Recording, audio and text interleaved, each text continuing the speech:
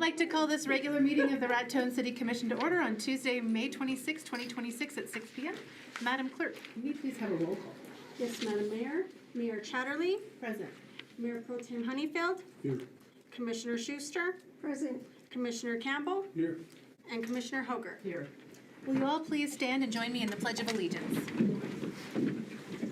I pledge allegiance to the flag of the United States of America and to the republic for which it stands, one nation, under God, indivisible, with liberty and justice for all.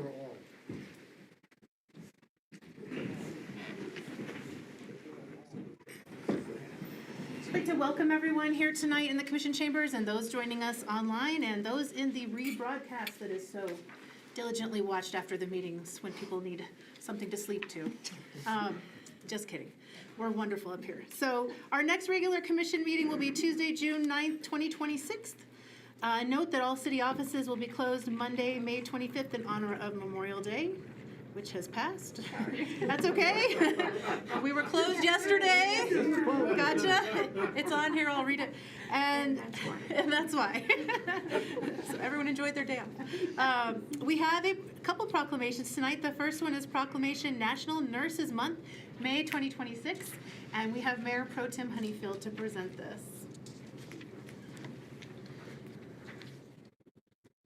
Whereas the nurses of Miners-Colfax Medical Center constitute the largest group of healthcare professionals in our region and are the cornerstone of patient care for residences of the city of Raton, Colfax County, and the surrounding communities.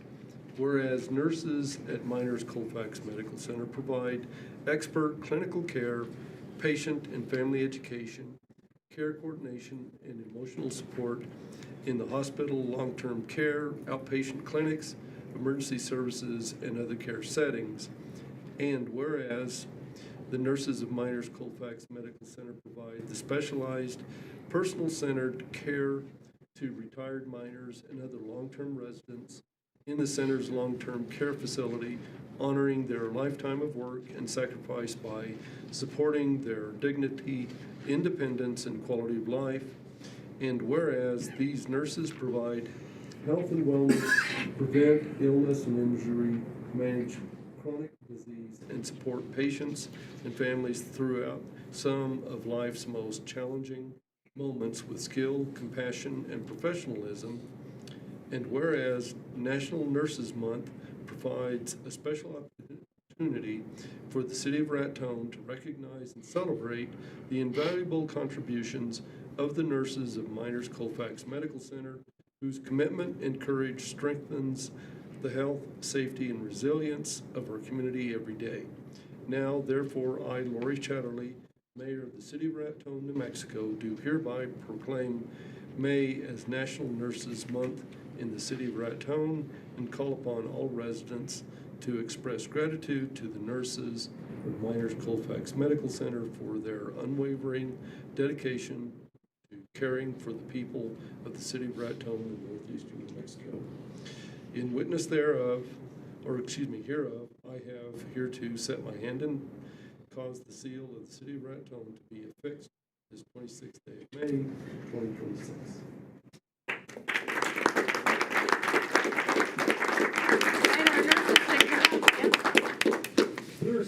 Nurses, come on. And for the record, I am an RN too. I am a nurse. I am a nurse too, or as well.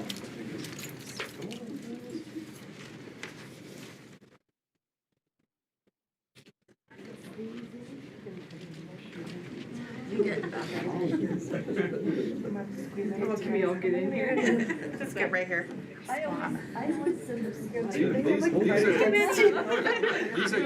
These are your nurses. These are your nurses that take care of you at MCMC. There you go. Thank you.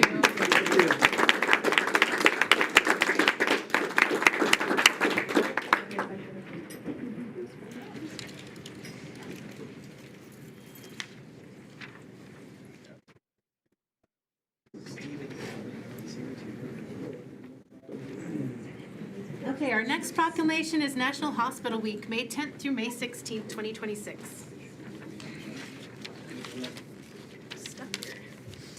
Proclamation, National Hospital Week, May 10th through May 16th, 2026. Whereas Miners Colfax Medical Center serves as a vital healthcare hub for the city of Raton, Colfax County, and neighboring communities by providing 24-hour emergency care, inpatient and outpatient services, long-term care, specialty clinics, and essential diagnostic and support services.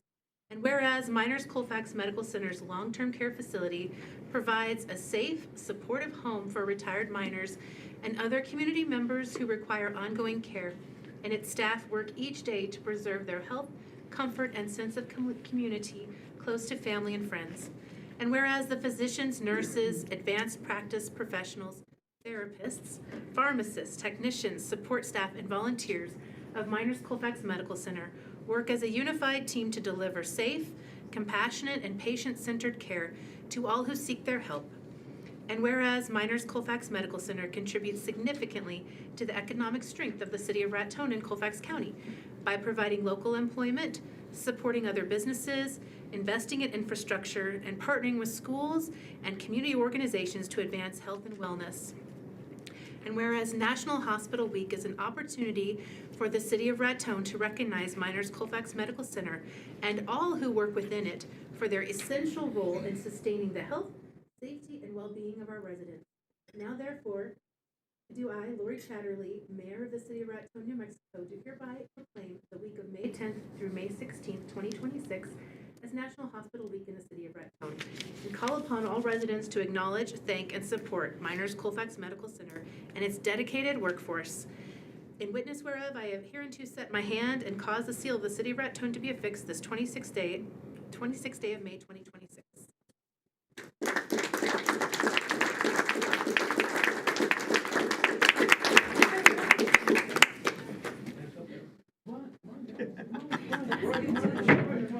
Get this group Lindy. Yeah, she works it. We've got work happening. Hey, Dr. Pile up, someone in the front. Everybody again. All right. Here, hold on to this. There we go, front and center. Probably go over there. Some people are gonna have to get named. Some people wanna get down. So proud of this group, so proud of this group. You guys are amazing. I can squat for about 2 seconds. Oh, there's a guy behind me.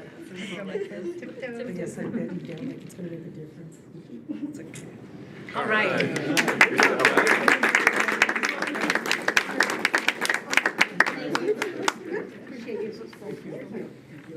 No, you're good. Go ahead.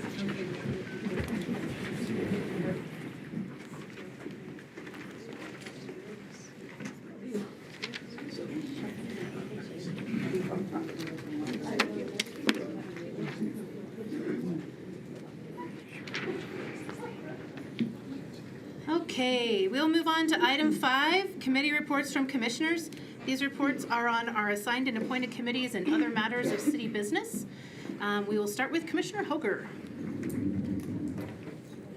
Thank you, Desiree. Yes.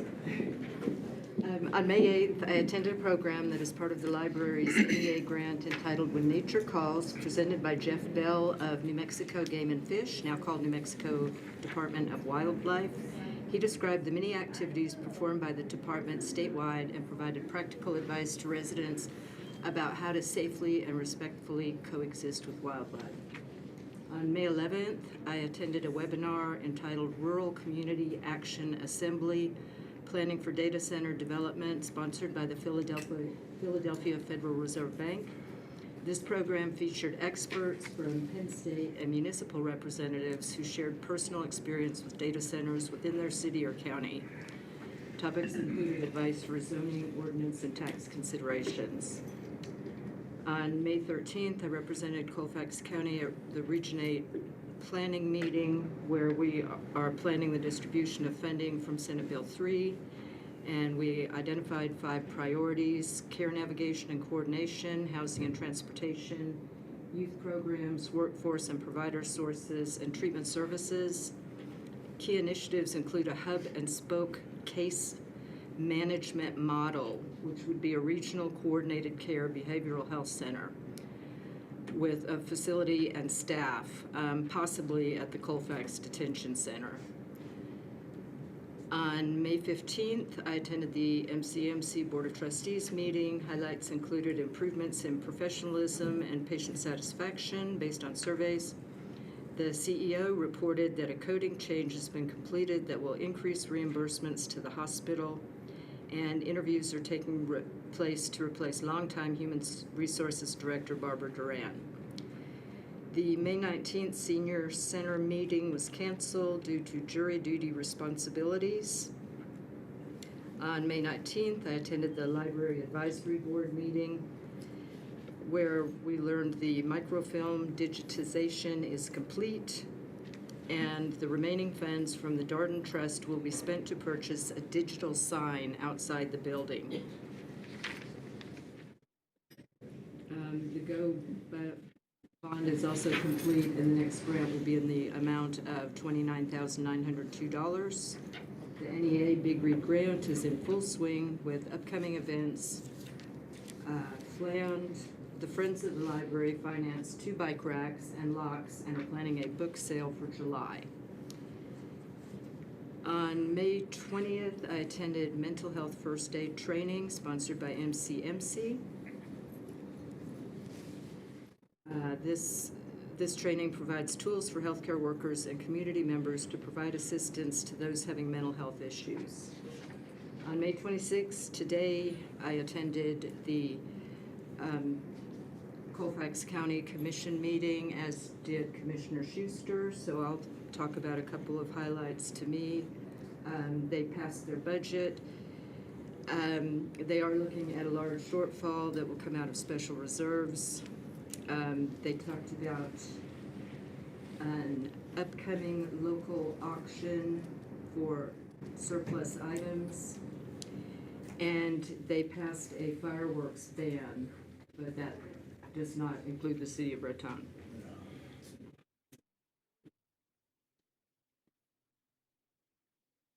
Commissioner Campbell. Earlier this month, I met on 2 different occasions with 2 different groups of citizens to discuss resource issues and data centers, and would actually, anybody that has any questions, just reach out to commissioners and we'll meet with you at any time.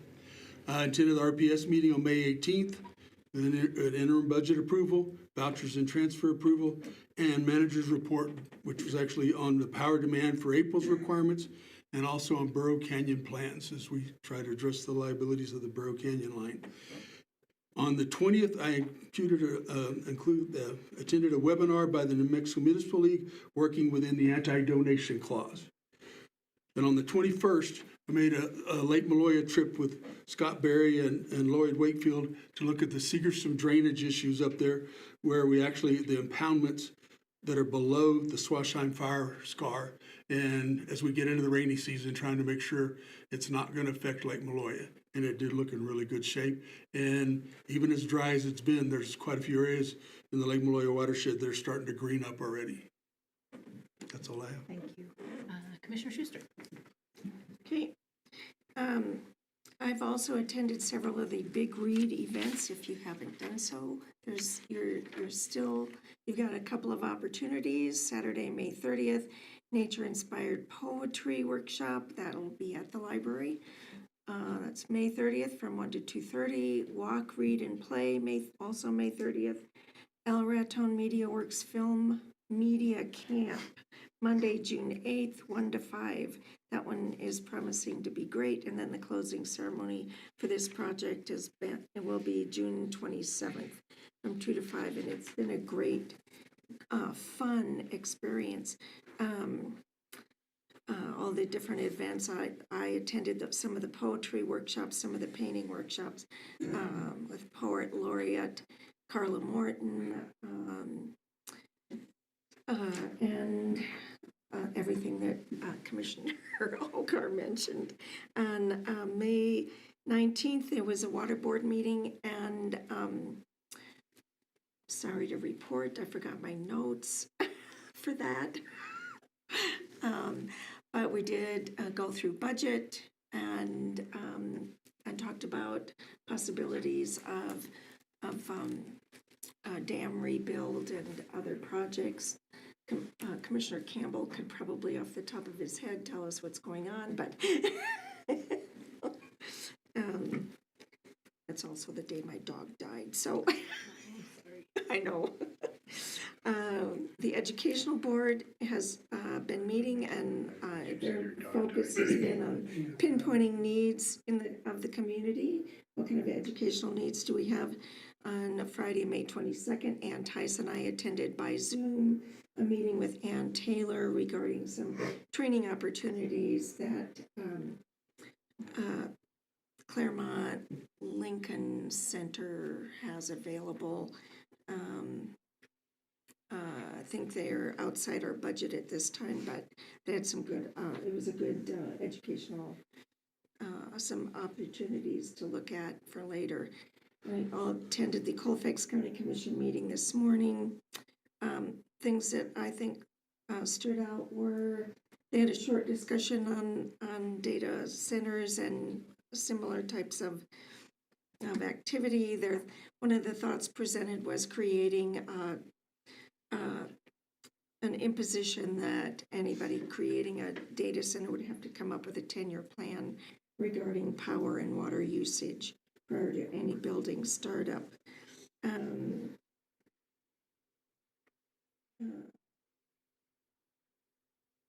they did impose a fireworks ban, and that is just for unincorporated areas, not City of Raton. We will be deciding that as weather progresses in the near future. So, and they're also going to pave the road up Bartlett Mesa.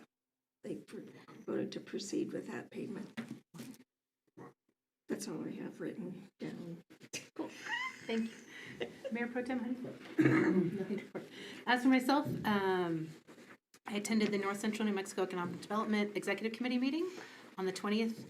We spent time in executive session discussing personnel matters, purchases relating to a mobile home replacement program, and threatened or pending litigation. In open session, we approved funding and an RFQ for program support. Our next meeting is this Thursday at 10:30 in the morning.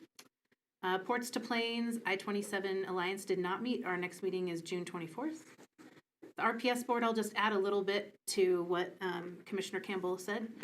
In March, so we have data goes back the month prior, so we had 2 meetings since our last. In March, Unit 4 passed emissions tests. Raton's demand was just under 3.7 million kilowatt hours, and solar fulfilled 1.4% of that. In April, Unit 4 ran 9 hours, and we will be looking at replacing some fans on that unit. Raton's demand was 3.3 million kilowatt hours, and solar fulfilled 1.6% of that. RPS has requested that they be looped into any city projects, such as the grant application for the digital billboard. In hindsight, they wish they had been looped in just because that affects their service. So as we're going forward, just making sure we're communicating with them. The crews are working on messaging, and they've created a brochure for residents along the Burrow Canyon line as they're preparing to do some maintenance work, some forestry clear up, wrapping the poles, and doing anything to help it be more resilient for wildfire mitigation. We've been looking into drone programs to help with regular transmission line inspection. It's some pretty tricky country. The RPS warehouse construction is underway. General Manager Dave Piancino retired. Big thing there. We approved the budget for commission adoption tonight with a 2.8% cost of living raise across the board and some merit-based raises. Our next meeting should be June 22nd. Other notable city-related business, I was served on the New Mexico Municipal League Budget Committee. For that, budget was approved and will be forwarded to the full board for approval. Today I met with Brian Cotter from MCMC along with Cynthia Molina and Mr. Sagata about partnership and city support of a workforce housing initiative with medical staff. And tomorrow I will be addressing the State Legislative Education Study Committee, who will be at Raton High School for a 2-day meeting with legislators from across the state. So I'm excited to talk a little bit about some of the good things that are going on in the city of Raton, some of the challenges in the city of Raton, and get some feedback and listen to some things that the school will be presenting as well. And with that, we will move on. We will now have item 6, items from citizens present. Most of you have been here and know my little spiel, so just a couple little ground rules for this. Public comment is not a time for back and forth conversation. It's not a question and answer, so this is your time to speak up for public comment. As Commissioner Campbell mentioned earlier, if you do have direct questions, please get a hold of us. Our contact information is on the website or out in the hallway, and we're happy to meet with you. To speak in the meeting, you would need to be recognized by the meeting chair, which is myself, and then we ask that you not have side comments, clapping, cheering, that kind of thing, and that comments be addressed to the commissioners. And I ask that you keep your behavior civil. And we'll have 3 minutes tonight for people who want to speak, and we'll have about 15 minutes if we need it total. So with that, I will open the floor to items from citizens present, and please state your name when you begin. Anyone's here?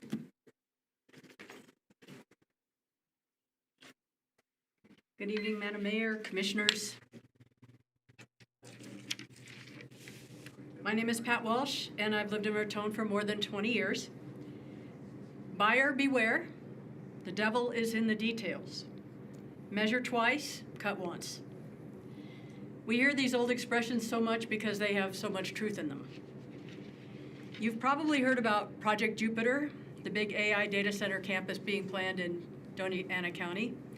What you may not have heard is that the county commissioners who approved it are now scrambling because the project will use more water than they thought it would.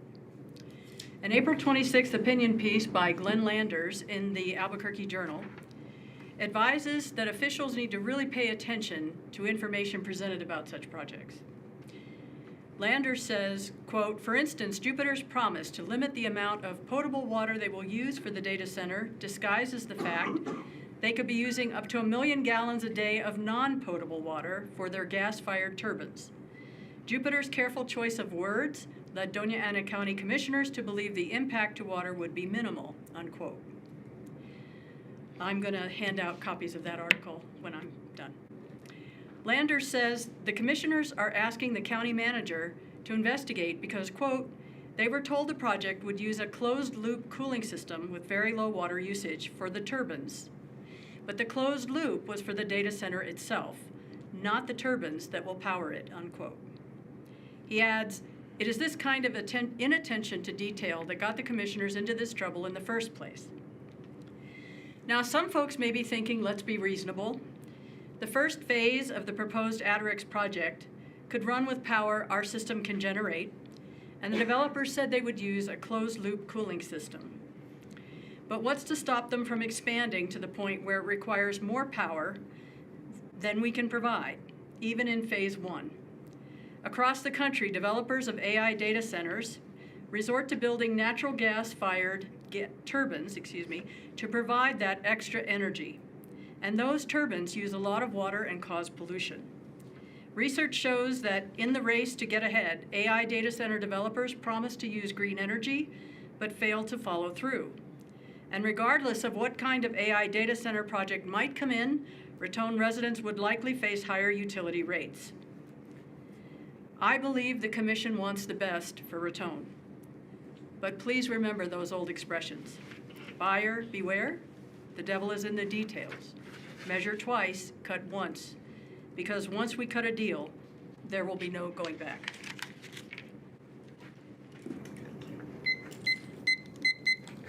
Thank you. Anyone else for items from citizens present? Okay, seeing none, we will move on to the next portion of our meeting.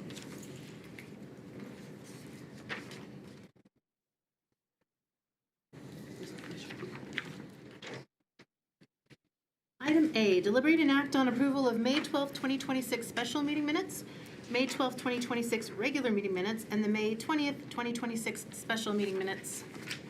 I did have one tiny typo for clarification. Okay. It's small. On the 12th special meeting in the work session, about halfway down, it has counties and it has it just as plural instead of possessive. I just want people to understand it's just one county that's increasing taxes. Yes, ma'am. That's the only thing. But they looked wonderful and I appreciate your work on them. Thank you. Yes, ma'am. Any other corrections or amendments from the commission? Seeing none, I would entertain a motion with that correction.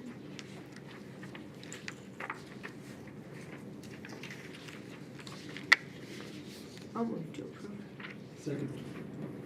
A motion is second to approve all three sets of minutes from the May 12th special and regular and the May 20th special meeting minutes. Any further discussion? All in favor, vote by the sign of aye. Aye. Any opposed? Motion carries. Item B, public hearing, infrastructure capital improvement plan, ICIP, fiscal year 28 through 32. Mr. Scott. Mayor and Commission, it's that time again, that we come to where we submit our infrastructure capital improvement plan, better known as ICIP. You've been provided with a current ICIP in the order of the projects. This is a public hearing, as was stated, so we would invite input to the process. I'm going to roughly, quickly go through the top 10 that are on there right now and give you a couple other things to think about. But this is where we talk about projects that are most important to the city at this time and to get input from the community as well as from you, the commission, into which direction we want to go. So top of the list, of course, is the Lake Maloya project, Raton Waterworks. Overall, we're needing about $50 million or more to get that completed. Currently, we are going to be receiving 10.8 from Water Trust Board funds this cycle. My understanding is for the next cycle, we're going to put in about $50 million request. The majority of that for Lake Maloya, about $3.5 to $4 million for wastewater projects. So that would probably be number one. And to keep that, since we are getting Water Trust Board money and we're trying to get more, we need to leave it on our ICIP because it has a ranking factor as we do that. Number two, drainage and storm drain system improvements. Can always use improvements there, as we're working with the Three Ridge project on the Railroad Avenue, and that addresses some draining issues in that, and can always look to improve our drainage problems. Wastewater plant improvements comes in at number 3. As I stated earlier, Lloyd, in talking with Lloyd, we're probably going to be putting Water Trust Board funds in for that request this August or September. Number 4 we had last year was the Raton Animal Shelter replacement. We currently have, Jaden can correct me if I'm wrong, about $600,000 in possible grants for improvements. Just under, yeah. Yeah.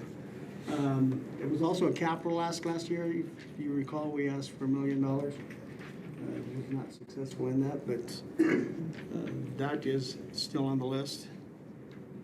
Number 5, last year we had solid waste equipment, but that was addressed in large part last year. We got the funding from Representative Chatfield and the various other members of the legislature, and we got a loader, new trailer for the transfer station and that. So that one can probably come off the list this year, so we'll be looking at that. Number 6, still trying to get our photovoltaic array to 1 megawatt. Possibly even looking at some storage capacity for that, so that is still on the list. And I believe that was about $1 million request, is what we're looking at there. Number 7 was city building improvements and renovations. We are currently addressing structural issues, but as you go throughout this building, there is other signs of need and repair. I would point out the AC units are probably close to 40 years old on this building. So looking at those possibilities. Number 8 on the list was the monument sign and signage. That in part is going to be addressed with the interchange at exit 451. Has some monument signage on it that I would call monument signage. So I think that will be addressed. So that might be able to come off the list.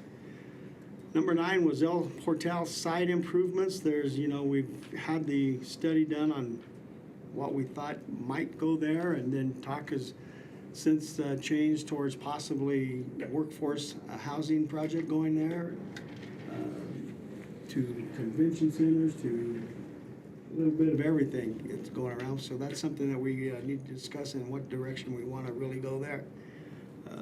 That is high on the list.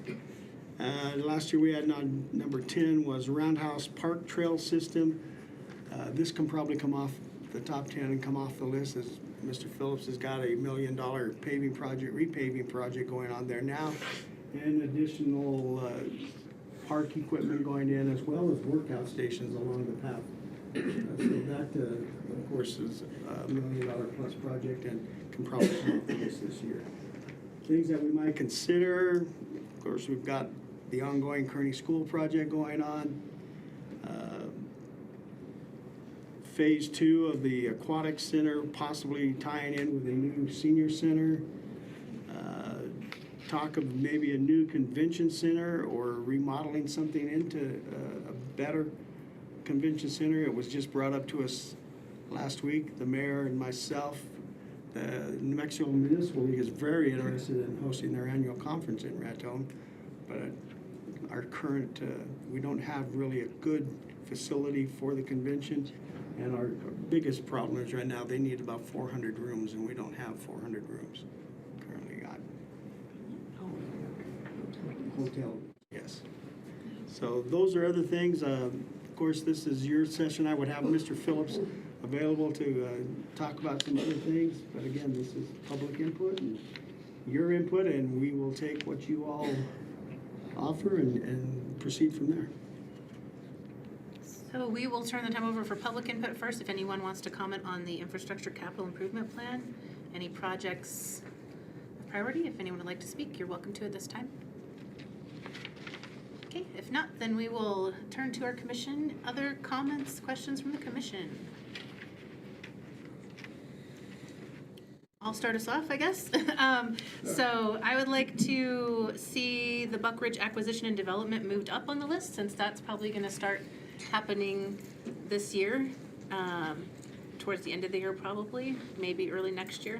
So I think that should move up. And then I like the idea of having Kearney added in some way, shape, or form if we can. And then the other thing, and I don't know what it would fall under, but the development of we have the trails plan for Climax Canyon. So just if it's under economic development or how we want to phrase that, there's park improvements, but I would consider the trails probably a little different of ask. So, but otherwise, I feel like the big priorities are already there: Lake Maloya, drainage, water quality, animal shelter continuing there, the solar array.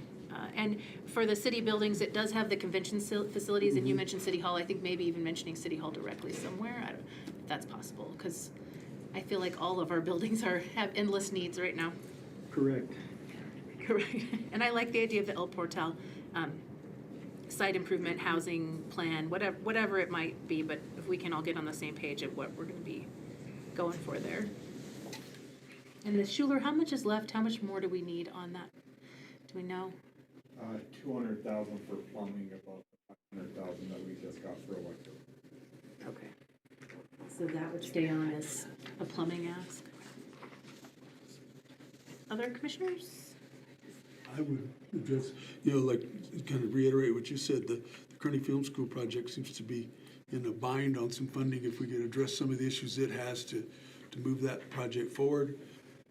And also Buck Ridge Development and working with New Mexico State Parks with the project at the Mesa, actually Sugar Creek Canyon, and this one, and how all this ties together with everything's going on there. It seems like at times we have to keep New Mexico State Parks' attention because it seems to stall at points. And with everything we've got together with moving that resource forward, with everything the city's done over the last 5 years to get those other 2 pieces of property, to turn around and keep it to where it's open to the public and be used. Absolutely. That's all. Thank you, Commissioner. Anyone else? I think this goes with Roundhouse Park, but we could probably, I know we've talked about a dog park before, and the one we have is non-functional due to the little birds. What are they called? Goat heads, yeah. Goat heads. Yeah. So, and I think that, I don't know if that needs to belong on here, but I think it's something we need to consider. Some different ideas for dog parks, We might be able to tie it into some of the park improvements that we have on here. right?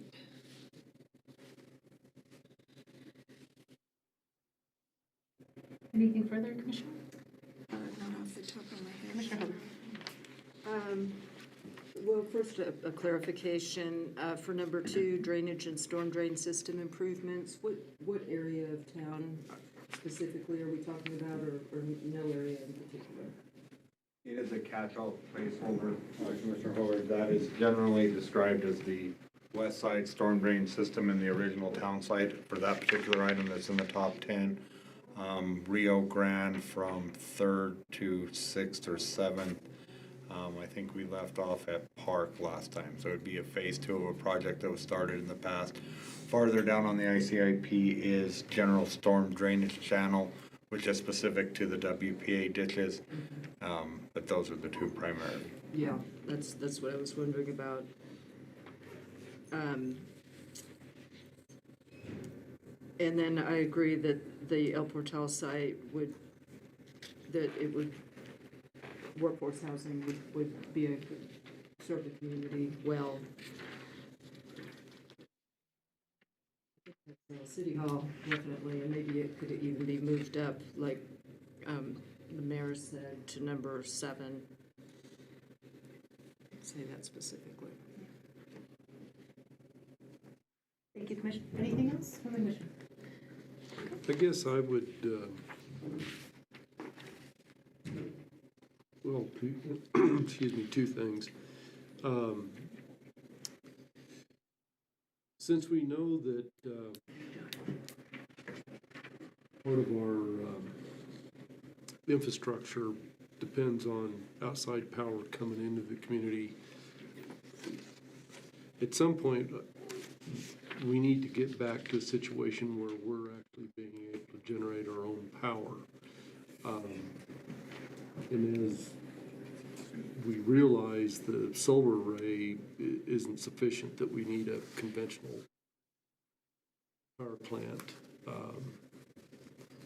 And with this last power outage, I think it kind of brought to light some insufficiencies that we have regarding, keeping the hospital lit up and some different entities in town. So to me, I'd like to see something addressed in this list of wishes regarding a conventional power plant, either rebuild or replacement or something along that line, so that we're not having to rely on contractual arrangements to keep the town in power. The other thing was the aquatic center.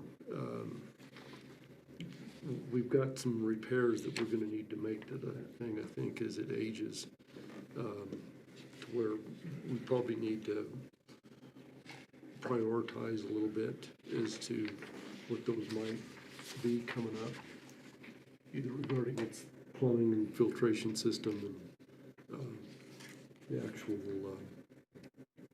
swimming pool structures itself for maintenance and leak prevention. That's only 2 items. Thank you, Mayor Pro Tem. It is listed as in 2031, so maybe moving that up to a higher priority with all its maintenance issues. And I know that the RPS board has talked a little bit about the possibility of expanding our generators and adding to that so that we have some independent power in different outage situations. It is very expensive, and there's a lot of regulation with that, so something to discuss with the RPS general manager and board maybe on what that might look like. Thank you. Any further comments from the commission? I know this is just a public hearing. We're going to review this multiple times before we actually approve it, so if anyone does, oh, go ahead. I do think it is one of those we need to probably, you brought up an excellent point, Commissioner Honeyfield, that we need to address with the RPS board is knowing that even the Unit 4 right now, it sometimes could only provide power to half a town, at least have an emergency backup. Wrong snowstorm or event where we're counting on power from, we could be in trouble. Thank you. So for those of you who want to have input on this, you're welcome to email City Hall, email us, let us know any public comments on infrastructure that you see needed. You can do that. Oh, Anne, sorry, did you have something to share? Yeah, if you don't mind, I apologize, but just as someone who frequently uses the ICIP in grant writing, I just wanted to take the opportunity to just, for my purposes, I think, and however as broad as you can keep the categories as possible would be really helpful. And then also, something that I don't think was on the list, I've gotten some requests, the visitor center and more wayfinding is something. If we do get that LED sign, we'll have them there hopefully, but we'll wanna create additional wayfinding down, Clayton Road and down Second. I mean, we have some of that down here, but it doesn't necessarily extend that far. And then also thinking about, we've been doing a lot of the site selection, site readiness stuff, and so if, there's funds available to continue to develop some of those sites where we might want to put an industrial park or a warehouse or a flex space to attract businesses to come here, just something to think about. So I just wanted to put that out there. Thank you. Mm-hmm. Madam Mayor, Yes. is there a place where this document is available to the public? I believe it's on our website. It It has been in the past. Okay. I can double check it. double check. Thank you.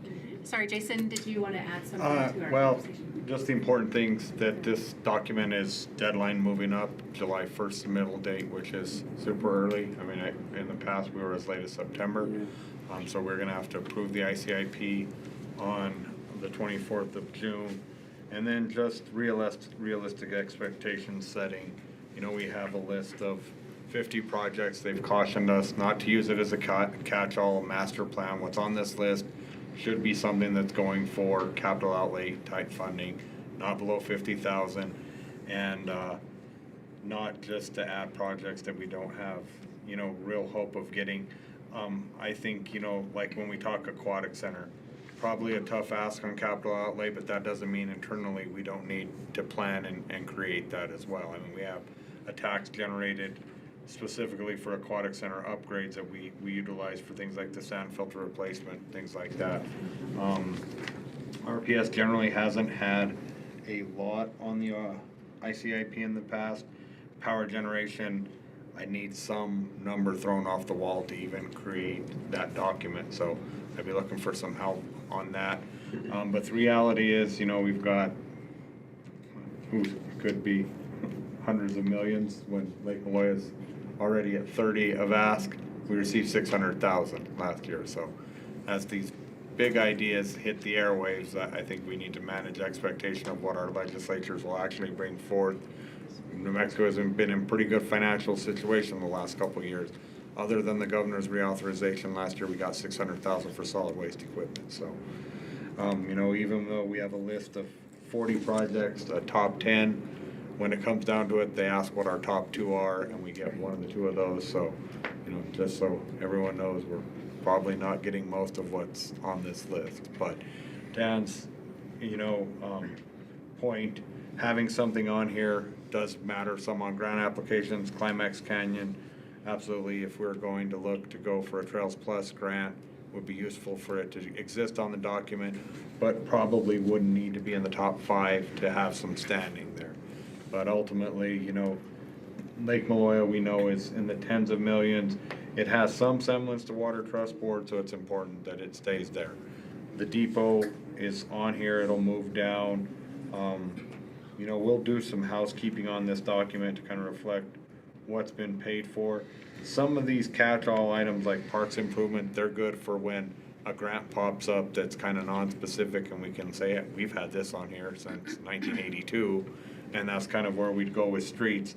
The beauty of it is AJ and the Municipal League have done a great job of pivoting away from capital outlay for a lot of infrastructure. So we would have probably always had streets as the top 3.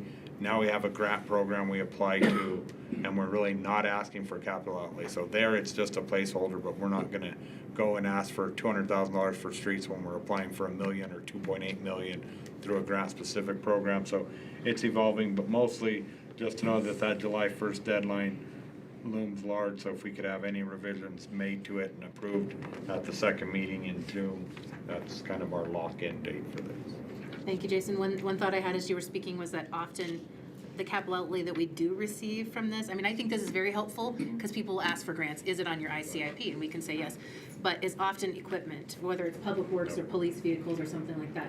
So if there's any need like that, I would say we would prioritize the equipment where it's a purchase and they can see that we have purchased it and it is in use in our city. Those I are the know- most likely to be funded. Right. I mean, what we have is a situation where legislatures have doled out millions, if not billions of dollars in projects that had buildings. And they encounter the same kind of situation that we've had with Kearney. It takes years, the reversion dates are being extended. When you have an ask for some police cars, some public works equipment, solid waste equipment, they like that because they know that hits the communities quicker. Doesn't mean you should never ask for these other things. I think they grasp that Lake Maloya Dam isn't gonna take 11 months to build. But the smaller items, you know, their process has gotten a lot harder to get estimates through, even for something as simple as HVAC units on this building or the convention center.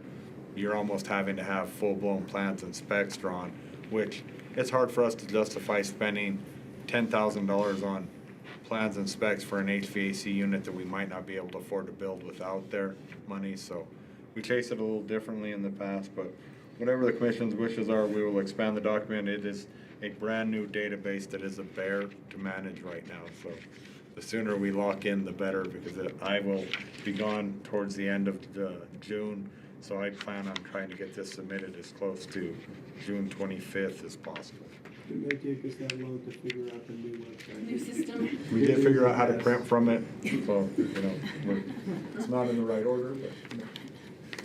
Thank you, Mr. Phillips. Anything you. further from the commission? Okay, thank you. Thank you. We will move on. Item C, deliberate and act on resolution 2026-23 approving financial support to Raton Main Street and supporting a public-private economic development Main Street project. Mr. Sagata. Mayor and Commission, this resolution supports the Main Street program. You know, Raton Main Street is one of our strongest, if not the strongest organization, and has secured millions in grant funds throughout the years for various projects. You know, it's a requirement by the state association that the city is asked to provide some financial support for the program. Raton Main Street has requested $60,000 for operations, up from $50,000, and has indicated a willingness to phase in the increase over 2 years. The city would support this approval, but the city would also say we should just rip the Band-Aid off and do the full 60 this year and going forward. Thank you, Mr. Sagata. I wholeheartedly agree, and I believe that we've determined this will come out of economic development This will funds. come out of economic development, yes. Thank you. I do believe we have Christine and Patricia here if they would like to speak. Anything? Thank you. We appreciate y'all. Anything, comments, questions from the commission? Falling off the chair with Commissioner Hoger. Okay, so just to clarify, because on the second page, there is not an amount, but it's 60,000.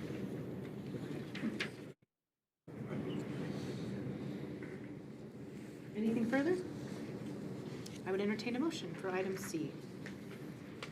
I would move to approve Resolution 2026-23, approving financial support to Raton Main Street and supporting a public-private economic development Main Street project. Second. I have a motion and a second, and just to clarify, that is for $60,000 effective in the first term of the contract. Per year. Per year. Mhm. Okay, any further discussion? All in favor, vote by the sign of aye. Aye. Any opposed? Motion carries. Thank you. Thank you. Thank you. Item D, deliberate and act on lodger's tax non-promo fund requests, the Raton Museum, Raton Arts and Humanities. Mr. Sagata. Mayor and Commission, before you are two requests from the non-promo fund of lodger's tax for the Raton Museum and the Raton Arts and Humanities Council. The requests are for $32,400 and $18,000 respectfully. These are the same amounts as in previous years, and the city would recommend approval. And this again is non-promo. Thank you, Mr. Sagata. Comments or questions from the commission? We discussed this quite at length at the last meeting, and I believe we are feeling confident that the non-promo fund can handle these two requests.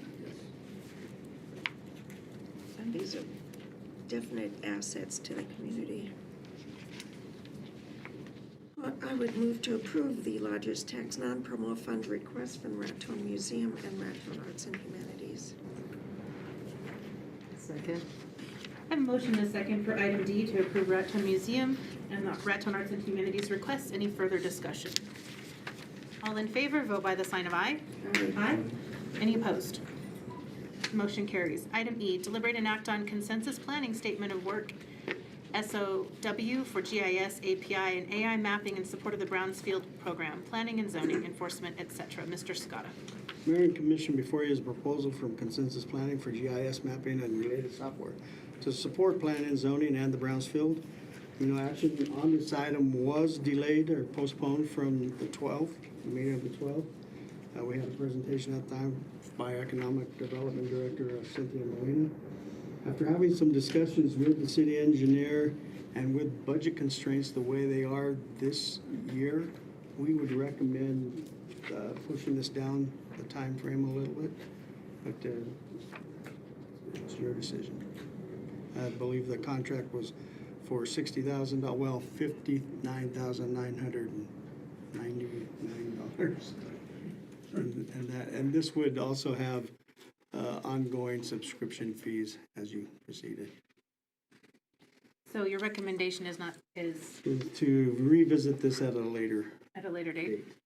Okay. when we're more sure of where we're headed with the budget and how things are coming. Thank you. Comments or questions from the commission? Madam Mayor, I guess I would have one. So how much of a coordinated effort would there be between the city and the county, since it's kind of a layered deal where, like, I don't know if they would be considered to be lead on this, since some of this involves property description and boundary assessments and that kind of thing. Mayor Pro Tem, I would call on Jaden to speak to that in a moment. At this time, I know Jaden, working with the county in the past, we know there's issues there, so I'll let him explain what's going on. Sure. Mayor, Commission, this would be outside of county. We may partner with them to help refine and collect some better data, potentially, but they would by no means be taking point on it. This is more for city use. Both, I think the primary driver for it was economic development and related to the site readiness work that Ann mentioned previously, and just having a good grasp around what the city of Raton has to offer companies that we're trying to attract, which I think is a good thing. There was some planning and zoning scope added to it. I was asked if there was anything that I had that needed GIS attention, and we 2 years ago redid the planning and zoning map for inside city limits. We need to make some updates, like the de-annexation that happened, some rezones that have happened, and this project would have helped make those updates and train city staff to be able to make those updates on their own rather than being reliant upon a third party to do that. And we would also like to move our ETZ maps into GIS as well, much like we did for within the city limits. And so that was a portion of the scope, and our economic development director could speak to scope beyond that. Any further comments or questions from the commission? I have a question. So if we were to, since the city's suggesting postponing this, what kind of postponement are we talking about? Would we want to discuss this again in June or July, or? I think it would have to be after we got a final budget to see where we're at, and that's how it would be after the submittal of that, or the determination of that. Just, we're starting to to accumulate these extra charges, and it's an ongoing thing. Where do we, Yeah, what can we where afford? do we make a hard stop and say, wait a minute, let's reevaluate this? Right. Is this something that could come up in a budget workshop? Are we gonna have more budget workshops before the final budget, or after the final budget, or what are? Mayor and Commission, I assume we would have one or two more budget workshops, probably at least one, but I would imagine we could definitely do it more than one. I think that could be a good topic for budget workshop Sure. too. Yeah, I'd have to agree there, yeah. There's no further discussion, I would entertain a motion. I move that postpone consensus planning statement of work for GIS, API, and AI mapping in support of the Brownfields program, planning and zoning, enforcement, et cetera. A motion, a second to postpone this item E. Any further discussion? When are we postponing it Until after we have A budget a workshop. budget meeting. workshop meeting. Yep. Any further discussion? All in favor, vote by the sign of aye. Aye. Aye. Any opposed? Motion carries. Item F, deliberate and act on Lodgers Tax Advisory Board recommendations, Gate City Music Festival by Raton Main Street. Mr. Scott.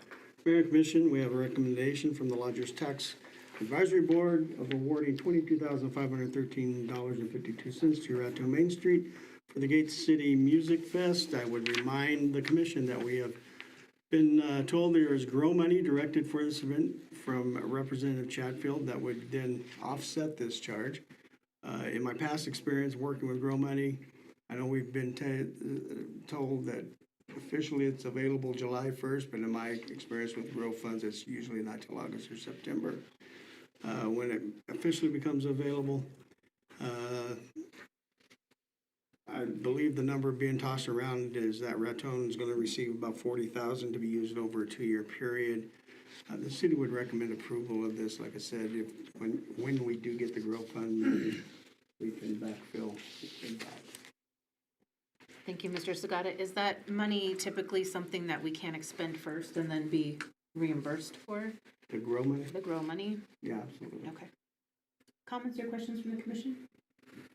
What is the date of the Gate City Music Festival? September 5th and 6th. Did you all want to say anything further about the event? Okay, thank you. For this year's event, we got Exile, which they are super famous, is what I'm hearing as a millennial. So, but tickets just went live yesterday, so you are more than welcome to buy your tickets online or at the gallery. So, thank you. Thank you. Look forward to it. Further comments or questions from the commission?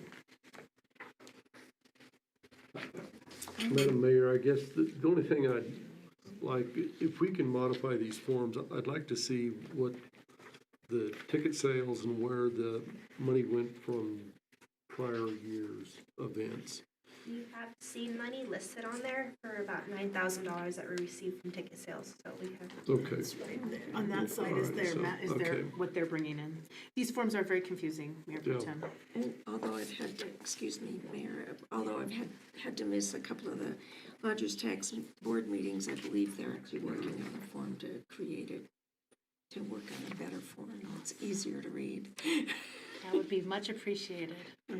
This has been a pet peeve of Madam Mayor's for quite some time. For quite some time. I'm not wrong, am I? No, that's what I thought. Okay. Anything further, Mayor Pro Tem? No. I would move to approve Lodgers Tax Advisory Board recommendation for Gate City Music Festival by Raton Main Street. Motion and a second to approve the request for the Gate City Music Festival for Raton Main Street of $22,513.52. Any further discussion? All in favor, vote by the sign of aye. Aye. Aye. Motion carries. Oh, any opposed? Motion carries. Thank you. Item G, deliberate and act on memorandum of understanding between the City of Raton and the Raton Youth Football League. Mr. Scott. Mayor and Commission, before you is an MOU between the city of Raton and the Raton Youth Football League. It's very similar to what we have in place with the Raton Little League and the Adult Softball League. And we use it for participation. We also have, I believe, a gentleman here representing the league. If you have any questions for him, but the city would recommend approval.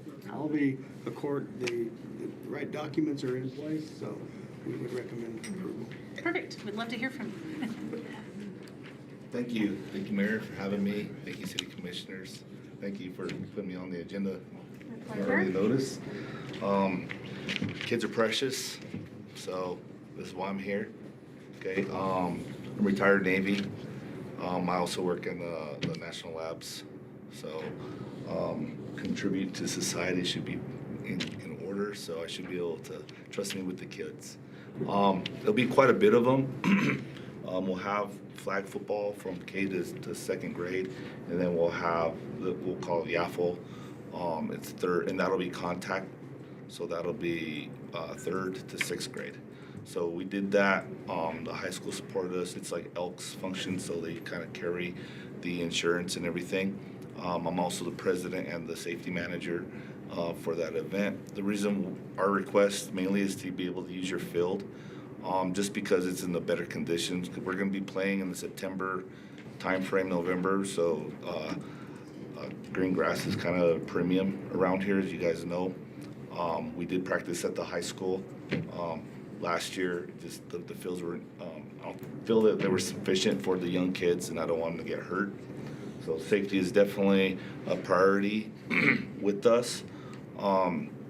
Another issue is we're doing fundraising camps, so that's how we're going to generate a lot of our funds in addition to registration, but most of that money will go to the equipment. So we're in need of helmets. I think that's priority to get new helmets, adequate helmets, so we can kind of get rid of the worn down ones. I think that's number one. And number two is, as far as the camps go, it's also used for the safety, so these kids can learn how to tackle and be able to safely contact another child without being, they won't have no pads during the camps.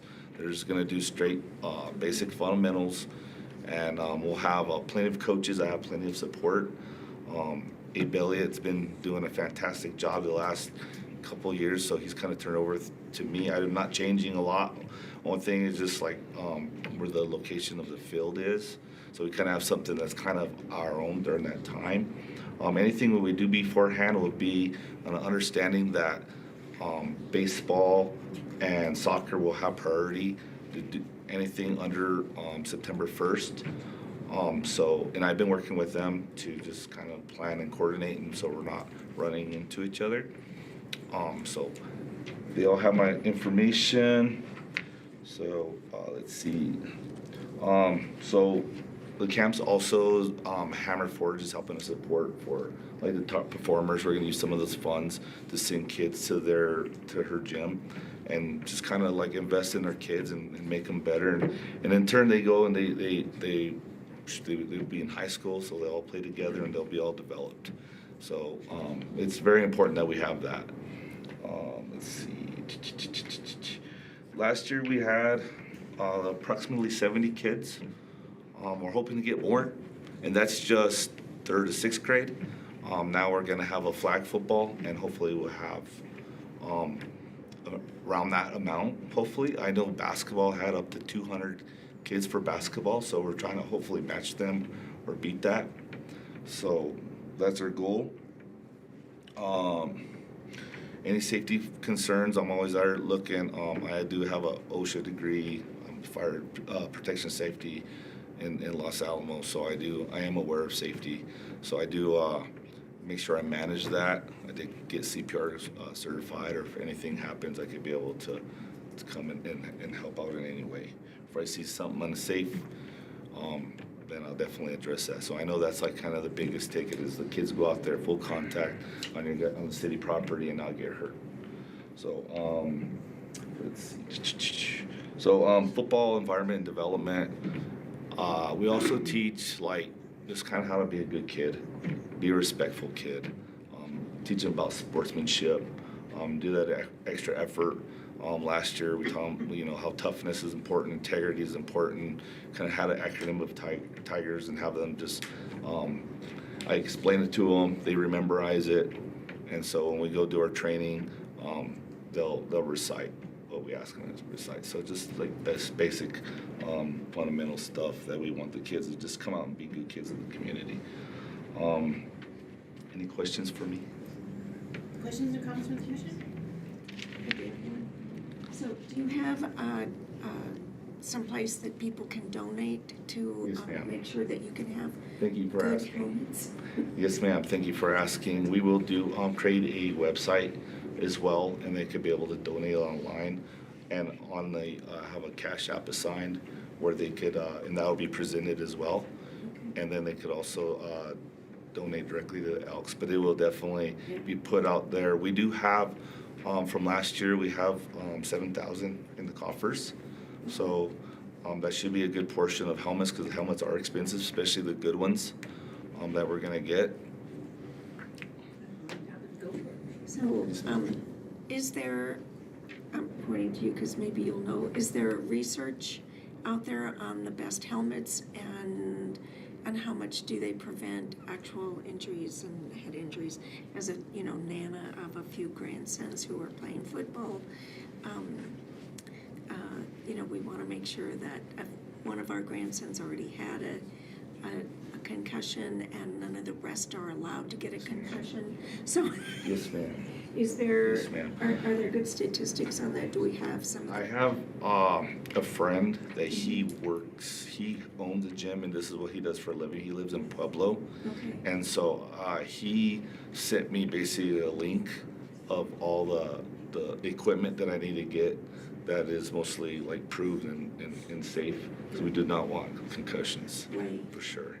And also too, like even last year, I don't care how good you are, if they complain of any type of neck or head pain in any shape or form, I pull them out, and I don't care.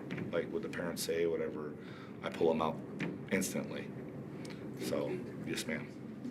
Very much appreciate all you're doing and your volunteer for this. When will signups be for the Sign up for the camp will be right after this. Right after this. We have our first camp on the 13th and the 14th of June. So that won't interfere with anything in baseball, because baseball all-stars will be in Las Vegas. And I have a bunch of kids that are, you know, gonna be an all-star, because I do coach baseball and basketball as well. So, but I would do the okay with Chris Pacheco, which runs the Little League, and he fully supports it, so. Awesome.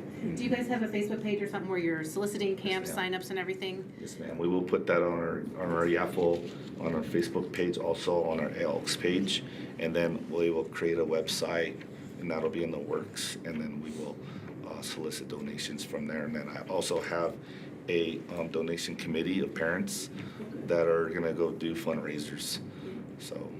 Awesome. Yes, ma'am. Appreciate what you do for the community Yes, very much. Yes, ma'am. Thank you. Could we get your name stated just for the record? Yes, Andrew Mays, apologize. We just need to have that on Yes, record. sir. Thank you. You want to jump in on something, Yeah, Jason? Mayor Commissioner, I was just gonna, add that Andy has worked diligently with Desiree on creating this MOU. It hits a dark era of where we don't use the fields. And from a city standpoint, we're gonna water and mow these fields, and we do that with the intention of kids playing. So we're excited to, see, Andrew come back home and raise his family in Raton. He's around the same age, but evidently his children are a little younger than mine. But that's kind of what keeps this whole thing going, or Little League soccer, people working together. He's already touched base with the other two organizations that use it. The Elks is there covering the insurance, which, we have to have. Everybody, seems to kind of complain that we have to carry it, but it's just the CYA of today's world. But, that's why we put millions of gallons on the ground to grow grass, is so that little kids can get out and, thankful that there are people out there. I think the flag football is kind of a new element to bring in these younger kids, and, it is actually kind of sad once we get through these. We're gonna be watering this grass until usually about Halloween either way and mowing it. So on my part, guys feel the same way. We'd rather see them fields being used. This is a little different use and a little harder use on the softball field, soccer field, so we'll kind of monitor it and get with Andrew about if we're running drills, we might have to kind of rotate them around to keep our grass good, because there's kind of a reason the high school football field looks like it does and the soccer field looks like it does, and it's that the cleats and the action of football are a little different. But I think with a little coordination, flipping people around during practices, we can stave that off, and our grass is really healthy at the soccer field, so I don't expect it to be a big problem. I'm sure that we're gonna wear a couple holes in it and have to plant some grass, but no real different than what we do. But we're thankful to have a partner in this thing, and looks like it's gonna be good for us, so we're in full support of it. Thank you, Mr. Phillips. Thank you. Anything further from the commission? I would move to approve the memorandum of understanding between the City of Raton and the Raton Youth Football League. Second. I have a motion, a second, and a phone call for item E. Any further discussion? All in favor, please vote by the sign of aye. Aye. Any opposed? Motion carries. Moving on to item H, deliberate and act on quote from Stryker for the purchase of 4 Life Pack 35s for the Raton Fire Department, utilizing Sourcewell contract number 041823. Mr. Sagata.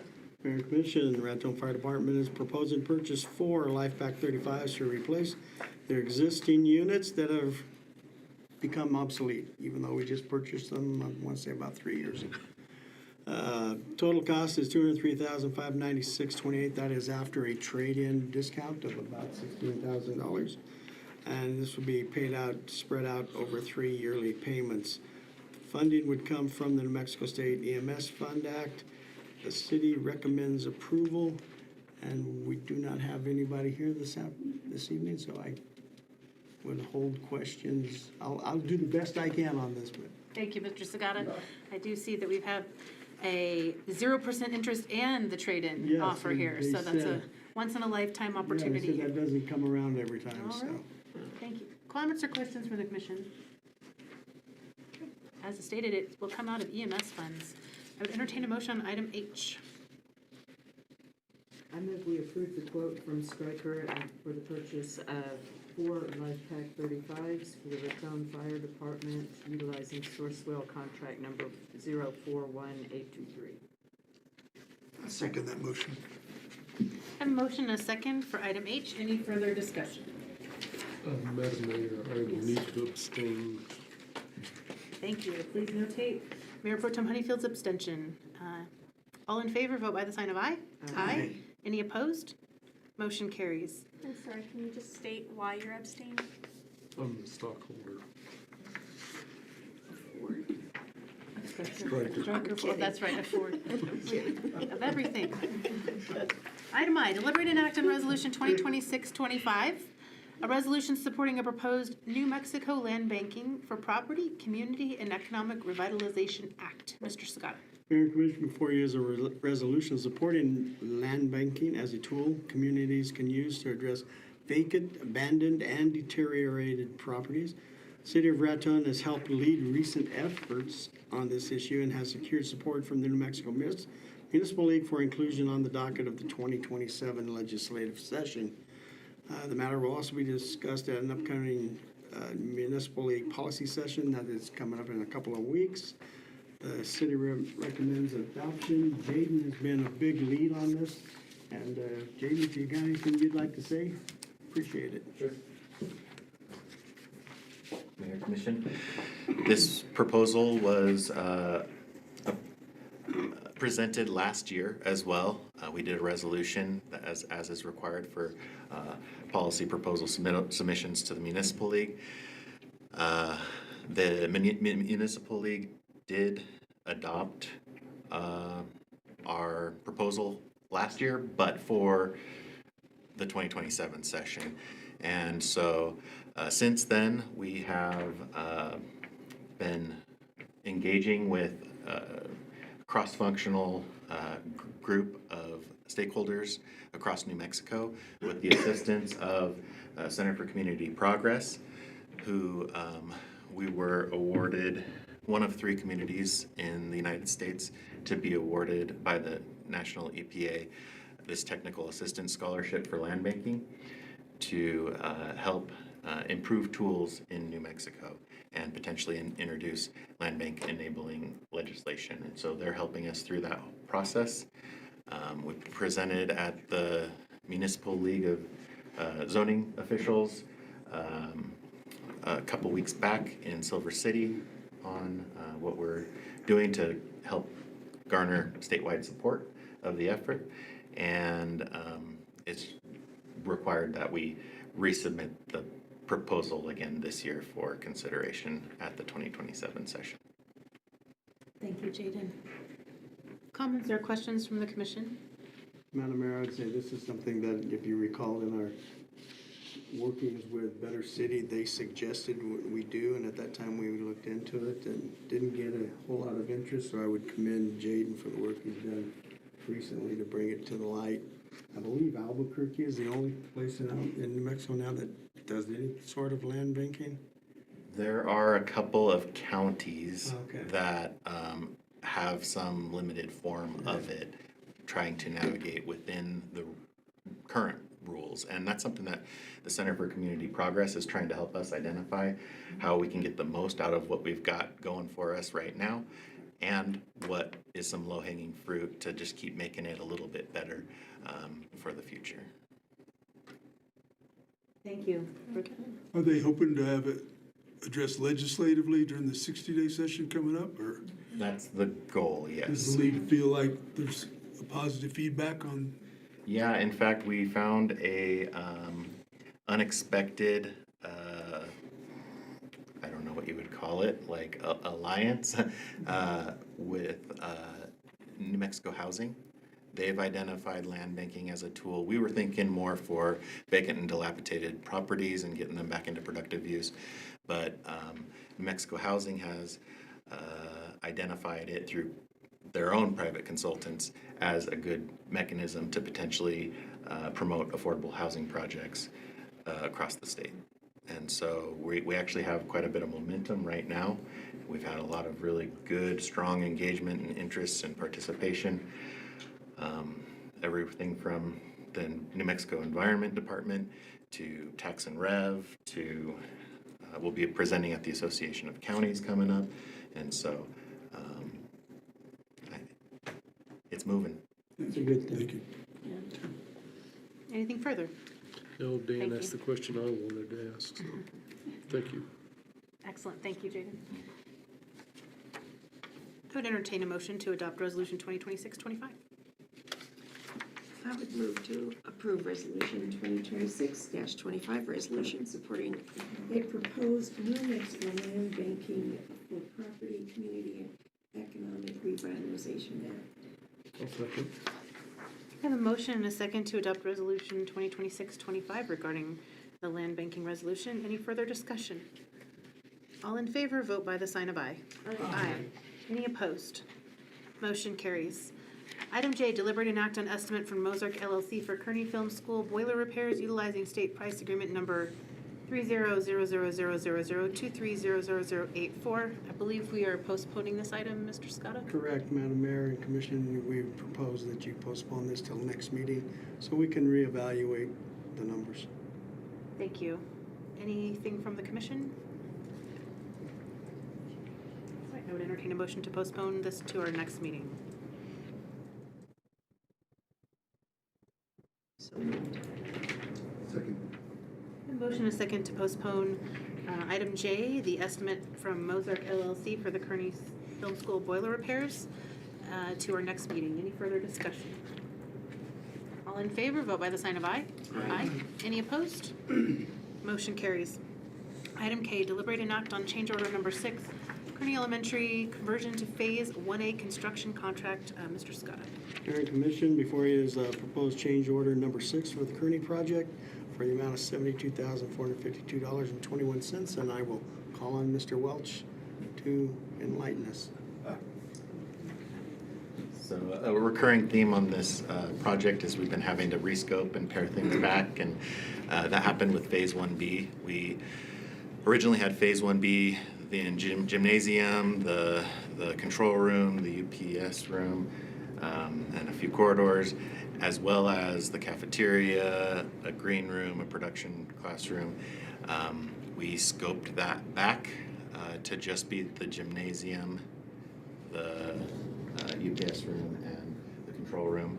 And in so doing, we had intended to leave the electrical for the cafeteria lighting, the bathroom lighting, the boiler room, and for like the sump pump that they installed in Phase 1A, so that we didn't have any electrical work in Phase 1A and we did it all in Phase 1B.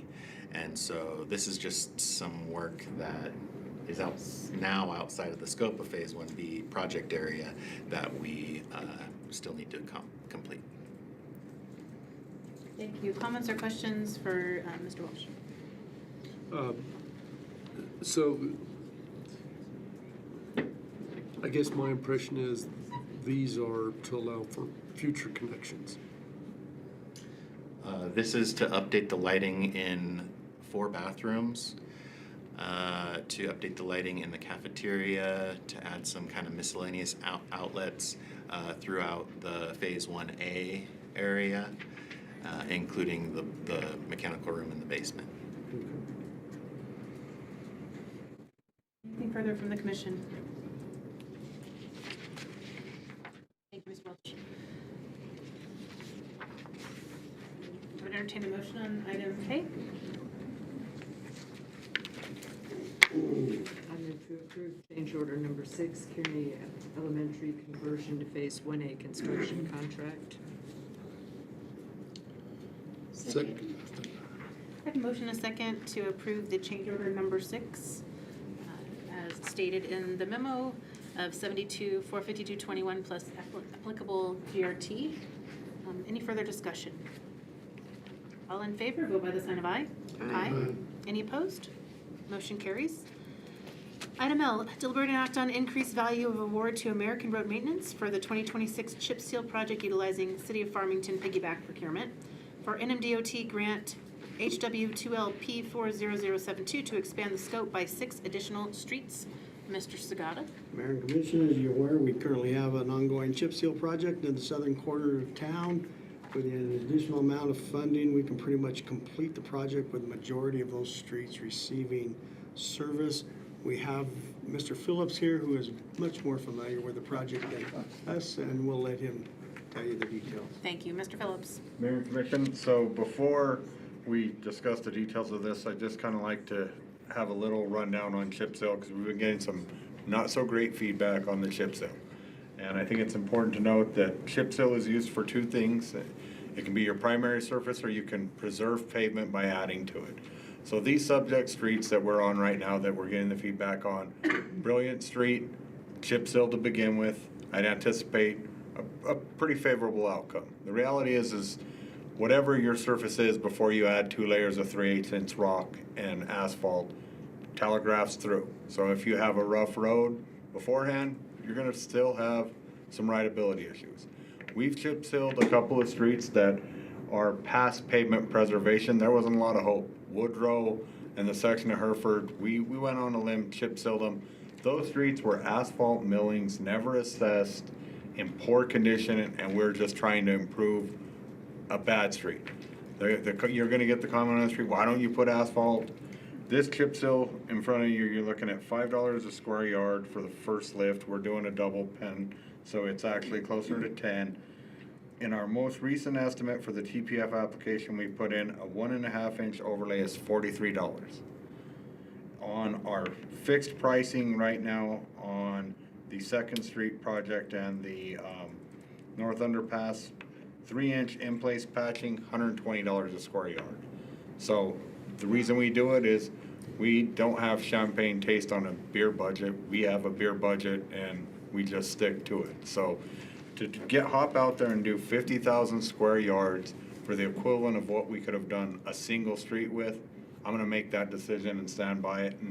And the finished product will be better than what you see. The chip seal process, for those that haven't been through this, you drop emulsified asphalt. We do it at a heavy ratio, almost a ½ gallon per square yard, which actually makes our contractors uncomfortable because it's heavier than most people apply it. We then have to heavily rock it. They run a pneumatic roller, which is essentially a fancy way of saying a roller with a bunch of tires to mimic car traffic. We roll it a few times with that roller, we release it to traffic, and we let the vehicular traffic do the work for us. What we're doing is we're pushing that rock into the oil for the first lift. Are there washboards? Yes. That's the function of heavy gravel on the chip seal road. Will they be there at the end of the project? No. Like I say, the rideability issues, whatever dips or bumps were there before, they'll come back through. So we've done 27,000 square yards of the first lift. So we've got a third of the sandwich built. This rock that's on it right now will be swept up, reclaimed, put back in a dump truck. We'll shoot oil down a second time, use that rock a second time, have to supplement with more. Then we'll have the exact same conditions we have now. We'll have some washboarding, we'll have loose gravel. Then we'll go in and we'll bring an elephant broom in, we'll reclaim that rock. This time we'll go to stockpile, we'll hit it with traffic again, and in a few months or weeks we'll fog seal it. So we'll have 3 layers of asphalt, 2 layers of rock, and for $12 a square yard, it's the best money can buy. It's industry standard, and for these streets, it's the right treatment. I mean, we could have ignored Woodrow and Hereford and just let them be bad. They'll be better. Everything will be better than when we got there. The subject of this change order isn't because we missed anything. When I estimate for these grants, I try to estimate having a little bit of cushion in case things go wrong. So as we've dropped the first 27,000 square yards, I've reevaluated my estimate and we're underrunning. So we start saying, okay, well, we want to spend all the grant money because right now, you know, I think that's the other side of this is even with this approved change order, we'll have $60,000 in Raton dollars doing $660,000 or $650,000 worth of street improvement. Bang for the buck is where it's at. But as we get our estimates dialed in and we see on the computer-based square yardage of what we're actually applying, on Google Earth, you're grabbing the edges of streets that aren't paved. It's a lot easier on curb and gutter. When they're wild edges, you're making a guess from the Google Earth shot how wide streets are. We're running into streets that are narrower than my estimate. So instead of underrunning, what I'm proposing is bringing $30,000 from the general fund, adding 6 additional streets, but I'm asking to add about 2,500 square yards. I've got about 6,500 in retainer from the original project. What it does is it adds Blanchard, Larson, Fuqua, Pimla, Oliver, and Beery. Streets that could use pavement preservation. Fuqua, Beery, Oliver, and Pimla were chip sealed in the past. They're in rough shape. Chip seals generally in most places considered a 10-year surface. They were chip sealed when that subdivision was built. We spent a lot of time patching them. They weren't formally assessed, but there was a cost-sharing agreement between the residents of that neighborhood that paid for the initial construction. So it doesn't really violate my jumping out of non-assessed streets with grant money approach. But it's something that will take days of patching away from my crew that we can use in another neighborhood.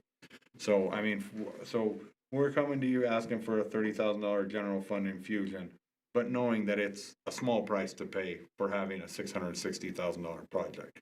But what this does is effectively gives me a good, not great, paving surface from Tiger Drive all the way south to Hereford Avenue that I feel good about for the next 10 years, you know. And in addition to it, by not going the asphalt route, we're going to add Calle de Luna, Arribe, El Camino, Los Arboles, Sagebrush, Meadow Lane, streets that all require extensive patching and get that same bang for the buck. The public out there is like, well, what's next? We're always chasing money. We're never going to run out of streets. I mean, already in my mind, I can see Santa Fe Trail Drive, Castle Street, Tanaha, Maxwell. That area was a CDBG project. Got rough asphalt. We're going to probably put in an application within the next year or two to go to chip seal those. It'll never be as beautiful as black asphalt. It'll never have the rideability of hot mix because hot mix can form even when you have these bumps on the street. Once you put hot mix down and the lay down machine hits, it hides your flaws. It's kind of like makeup in that regard.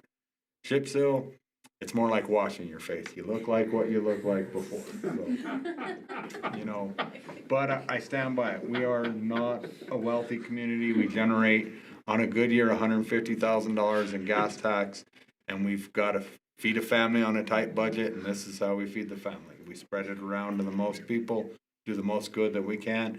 And we do try to target downtown districts. 3-inch asphalt is still viable and necessary in certain parts of town. But it is not where anybody's going without reassessing and having partnership, from a community that even I wouldn't ask for. I don't think it's necessary. But, when you get the complaints on the street, you hear them.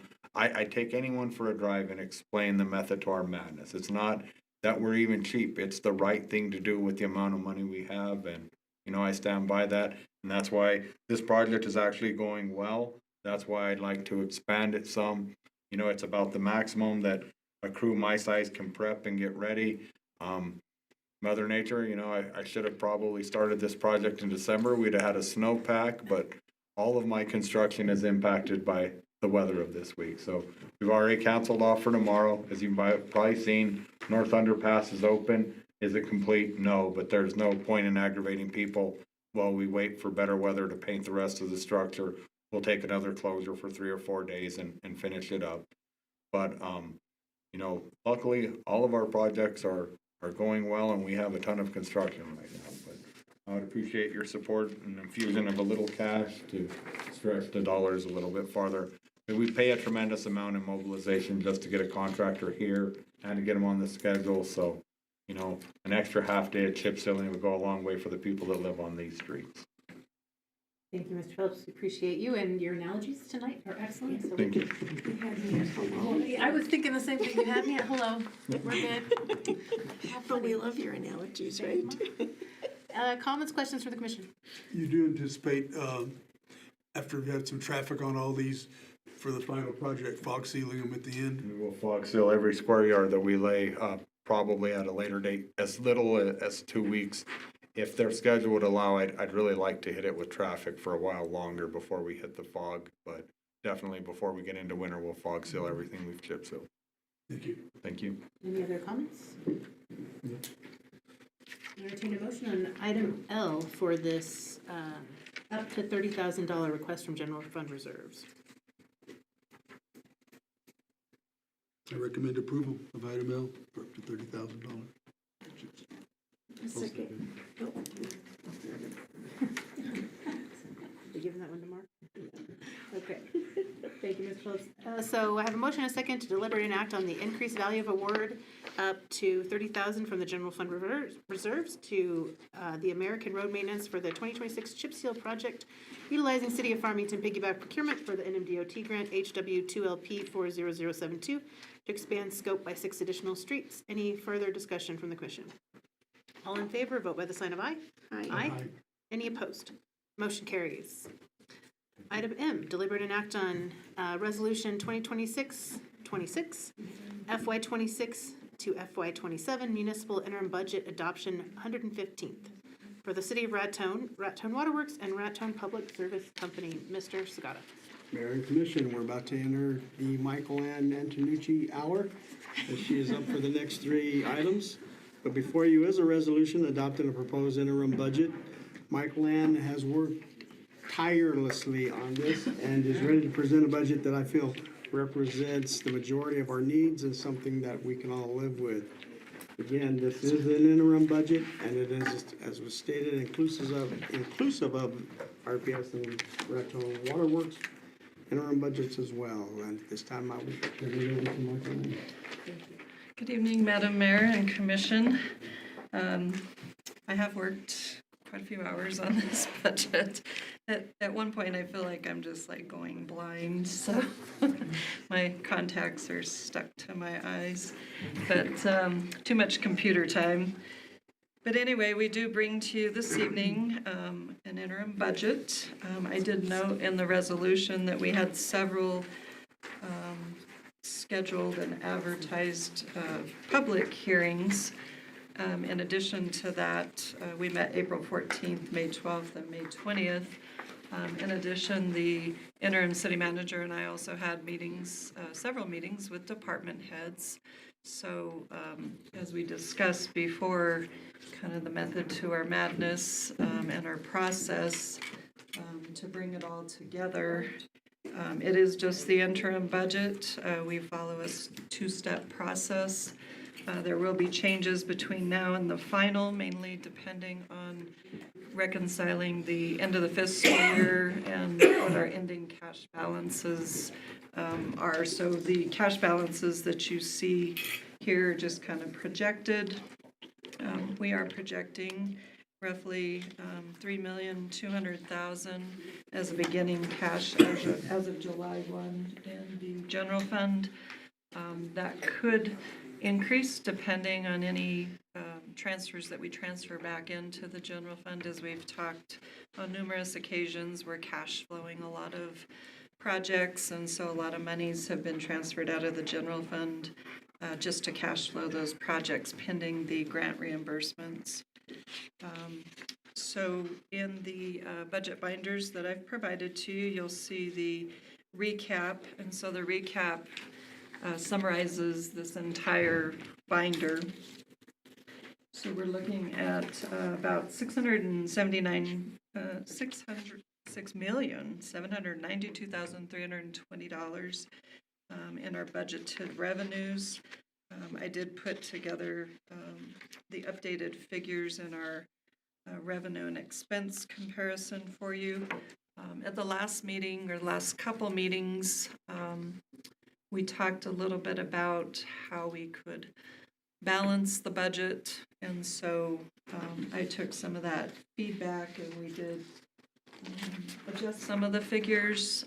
I went back and I did a 3-year average on our small cities assistance, which we've talked about as kind of the wild card. We don't really know what that amount will be, but I think that DFA, that's a logical way of analyzing that revenue, and I think DFA would accept that.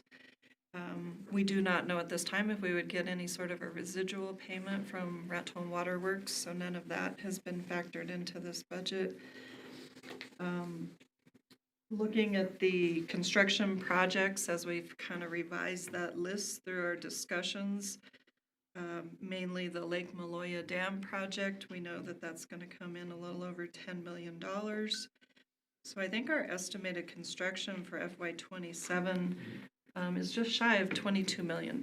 So that's probably double the construction that we saw in this fiscal year. Now granted, some of it will start later in the fiscal year, maybe not until spring, but we like to provide this information to DFA so that they can see that, we have some numbers to back up our GRT estimates. We have been trending about 7% above our budget projection for gross receipts. I think given the numerous construction projects that we have, and almost all of them are city grant-funded projects. That includes our airport, the numerous DOT projects, like we said, Lake Maloya Dam. We've got animal shelter improvements, the Kearney School, which is a sizable project, and numerous park improvement projects. So a lot of those may have started just recently, but we probably won't see a lot of that revenue until probably August, September, because there's about a 2-month lag on the GRT. So I think we'll see a direct impact, even the projects that are going on right now, in next fiscal year's budget. So by adjusting some of our revenue sources, including our GRT, I was able to balance the budget. At the last meeting, you did hear from the fire chief. We did reallocate about $60,000 out of his budget to the fire fund, so I did make those changes. I think we were going to also utilize LEPF for some of the ammunition costs for the police department. So I mean, we've really, turned over every stone that we possibly could to utilize additional funding sources that may be available. Now, not all departments have, additional grants. Now, the library, they're another department that gets a state library grant and also GO bond funding, so that certainly helps us offset some of our operational costs. We use it mostly State grant and aid could be used for salaries, but we've never used it for that. It's usually just to increase their circulation materials and things that benefit the public directly. Geo bond is a little bit stricter, but through those resources, we're able to update computers. They have a nice maker space that they're working on, and so they're doing a lot of fun things over there. And most of that is grant funded. I think the thing that we're going to struggle with is now that we've finished the boiler at the library, we no longer really have a building improvement fund. So we'll talk a little bit about that moving forward, because we know that the elevator might potentially be an issue, and that might be the next major project there. But if you look behind the recap at that comparison page, you'll see, based on our conversations, the recommendations for use of general fund reserves. As interim city manager Sagata stated, this building still has ongoing issues with HVAC. We are looking to do some security and also ADA improvements in the commission chambers and then for our front office. Our computers were purchased in 2019, so I'm told by our IT services that we need to maybe start phasing the replacement of those in as well, so I've included that. I believe I did scratch the elevator, so this total doesn't include that. And the reason being is I think as we get funds for the airport, as we know, we've received congressionally delegated spending funds for the airport apron. Our match on that's going to be $115,151. We have over $1 million for the depot. The match is $137,500 out of the general fund, and then we're also taking $137,500 out of the economic development fund. So that's a sizable match as well. And then we just recently found out that we're probably going to get funded another $500,000 in street funds, and the match on that will be 25%. So I just kind of have a question mark next to those until we get some grant agreements. But I think that we've talked about this with all of the street improvement projects we have currently going. We've spent down the gas tax tremendously, so we'll see once we pay the contractors between now and June 30, we'll probably have a more accurate beginning cash balance in our gas tax fund. But we also know that the projected revenues in gas tax were running slightly below that budgeted amount. So we will probably be looking to the general fund to provide matching funds for those ongoing street projects. Also, abatement expenses for nuisance properties. We're looking to do the Spanish bungalows and some other small residences. And then I did, just as a placeholder, put $50,000 in there for a contract for operations at the animal shelter. None of those decisions have been made. And then the education building, those HVAC units are currently on order, so it's kind of looking like it might cross into a new fiscal year.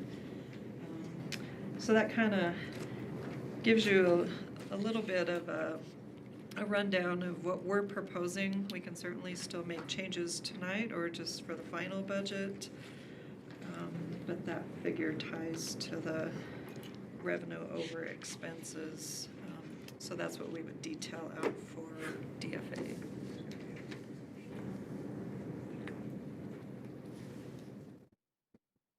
Looks good. Any comments or questions from the commission thus far? Anything further, Michael, that you want to? No, a lot of the charts and graphs are things that we looked at during our budget workshops, so some of that's redundant. I think the only thing that changed was on the property tax. I did a training with DFA, and then they sent us the current property tax data, and the collection rate for Colfax County went down slightly compared to what I had in there before. So when I adjusted that, it probably took off about 10,000 in revenue. So those are the kind of things that DFA looks at, just to make sure that we're, utilizing the correct final valuations provided by their agency.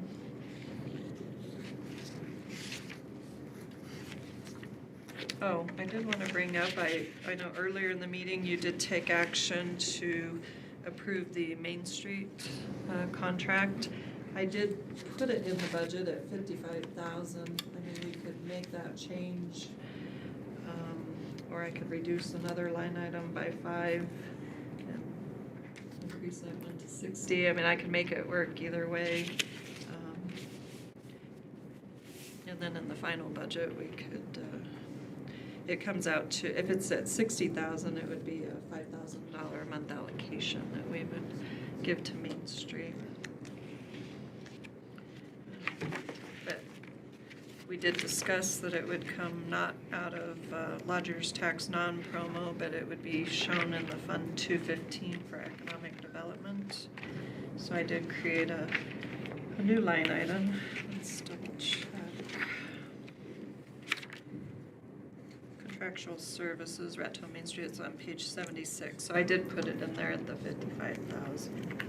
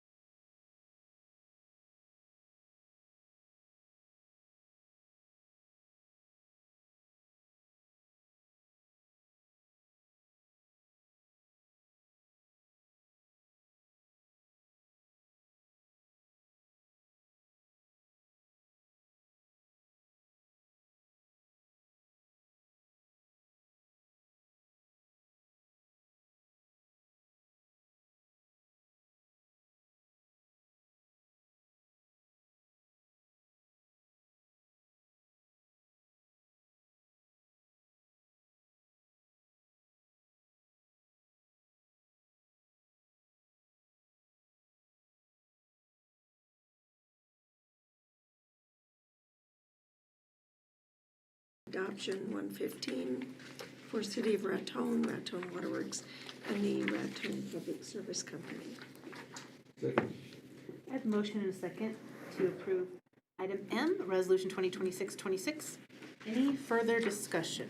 We do have the other two budgets in there that we haven't discussed at all, if there's any questions.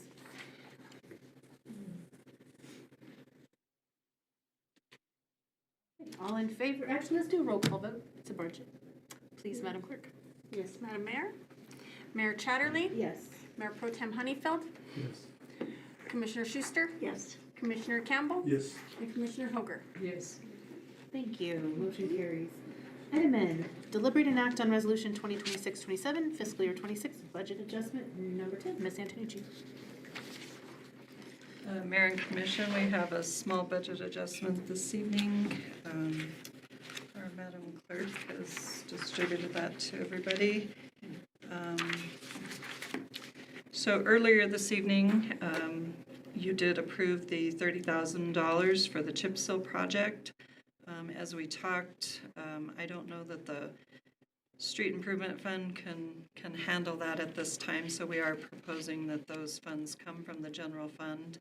I also have Taxiway A resale project, design only, that was approved at a previous commission meeting, so we're just needing to add that to the budget. It does have a small match of $334. So we would request that those funds come from the general fund. Also in the street improvement fund, just doing some line item adjustments. We're currently paying engineering analytics professional services out of the street improvement fund. There are several, or at least one that I know of, that may have additional funds after the construction is done, and we can go ahead and reallocate some of those expenses to the grant itself. But most of the grants, you'll recall, like the small bridge project, didn't allow enough funding to cover the engineering services. So, that's part of what we've been paying for out of the gas tax, is just the engineering services on several projects. Now, the chip seal project, when we ran the calculations the other day, we can take $18,520 out of the street improvement reserve. That was for the project overrun for the American, I forget their name, American. That paving, yeah. Road maintenance, whatever their name is. I think that was the change order you had earlier for the $30,000. Under the airport projects, you'll see the taxiway A reseal, and then under the Fund 305, the transfers, and then the increase to the line item for that specific chip seal project. Thank you. Any comments or questions about the budget adjustment number 10? Entertain a motion to adopt resolution 2026-27, fiscal year 26 budget adjustment number 10. I move to accept resolution 2026-27, fiscal year 26 budget adjustment number 10. Second. I have a motion and a second for item N. Any further discussion? All in favor, vote by the sign of aye. Aye. Any opposed? Motion carries. Item O, deliberate and act on resolution 2026-28, approval of the April 2026 financial report. Ms. Antonucci.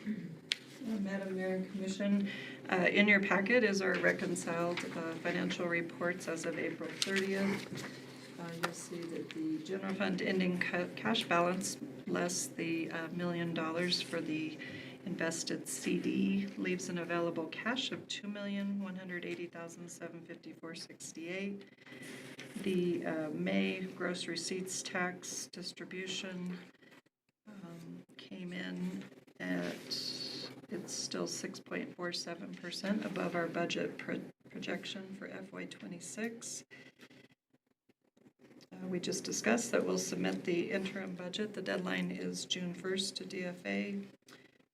The preparations are also being made to close out the fiscal year, and the departments will only be allowed to make purchases for goods and services that can be delivered prior to June 30. So we'll kind of be analyzing some of those requests based on whether or not the goods and services can arrive by that date. We'll probably have a cutoff in mid-June when purchase orders can be issued, unless it's, kind of an emergency. We also, at the previous meeting, approved our audit recommendation for the FY26 audit. That has been approved and accepted by the state auditor, and so we're looking to coordinate dates for preliminary test work soon. Thank you. Comments or questions for Michael? Thank you for your hard work. We do also have the usual lodgers tax comparison reports for your review also. We still are showing about a $35,000 deficit in the lodgers tax. More than likely, at the June meeting, I'll probably bring some additional budget adjustments to the commission for consideration to hopefully fill that shortfall before the end of the fiscal year. Gas tax has improved slightly. We're only down 1.34% per last year. And then cannabis, as we discussed before, will probably collect close to about 55,000 for the fiscal year.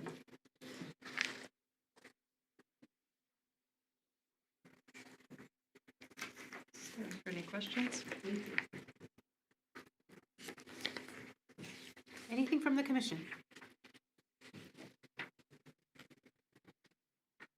I would entertain a motion on item O, resolution 2026-28. I will move to approve resolution 2026-28, approval of the April 2026 financial report.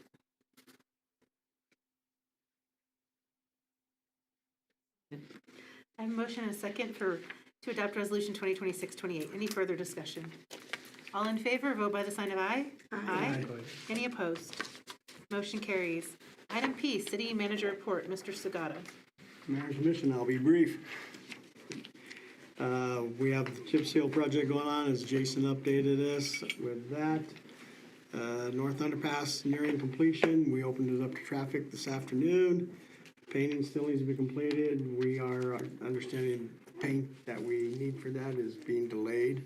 Apparently the conflict in Iran has something to do with this particular paint. So when we get the paint, we will then, as Jason said, probably close it for a couple of days to finish the painting. The 3-bridge project on Railroad Avenue, the North Bridge is nearing completion. Once we get the guardrails are in place, which should happen, I would think, hopefully by the end of this week, we'll reroute traffic over it and then begin demolition and replacement of the South Bridge. Romero Park, we have installed one slide. We'll resume work there once the chip seal is complete. Roundhouse Park project, the repaving and the equipment installation is set to begin late June, early July. Second Street project, to address the curb gutter and ADA situations, they mobilized in today, so we should see that start going, weather permitting. Depot bids will hit the street on Thursday, so we'll start receiving bids on them with an award, probably our first or second meeting in July, probably the second meeting in July. Last Tuesday, Jason, Ann, Cynthia, and myself met with the Pickerists, proceeded on getting information for the 2-part application. There's a lot of information involved in that, still a lot of work to be done on that, but we are pushing forward. The May 13th through the 16th, I attended the National League of Cities Risk Annual Conference. That is the self-insurers conference in Savannah. There were a lot of good presentations, including one on data centers and concerns with municipalities. They had a very good slide deck. I have that available if anybody would like to see it. In fact, they just sent those out to me Friday, so I make those available to anybody that want to see them. Last Thursday, the mayor and myself met with AJ Forte, director of New Mexico Municipal League. Basically, it was for him. We're hoping that the Cabinet Secretary of Tourism was going to accompany him on that trip, but he got delayed. But we did meet with the new Information Director for NRA Whittington Center, Mr. Nathan Brown. He has expressed a great interest in collaborating with the city, especially when it comes to promoting the events that are going out there, and then seeing what we can coordinate with the city to work along those lines. He asked if there's anything he could do for us, and I said, well, you got water, we pick up your trash, I guess we could annex you, but, that didn't go over very well. So, but anyway, always looking for a way to get some GRTs. And AJ asked, like I said earlier, he inquired about our ability to host the annual conference, and at this time, we just don't have the capacity to do that. 400 rooms being one of the requirements. And that's all I have. Thank you, Mr. Sagata. Well, we're about to go into executive session, but anything further from the commission before we do that? Commissioner Hoger? No. Commissioner Campbell? No. Commissioner Schuster? No. Mayor Pro Tem Honey? Okay, none for myself either. I would entertain a motion for item Q, executive closed session pursuant to section 1015-1H2, personnel city manager.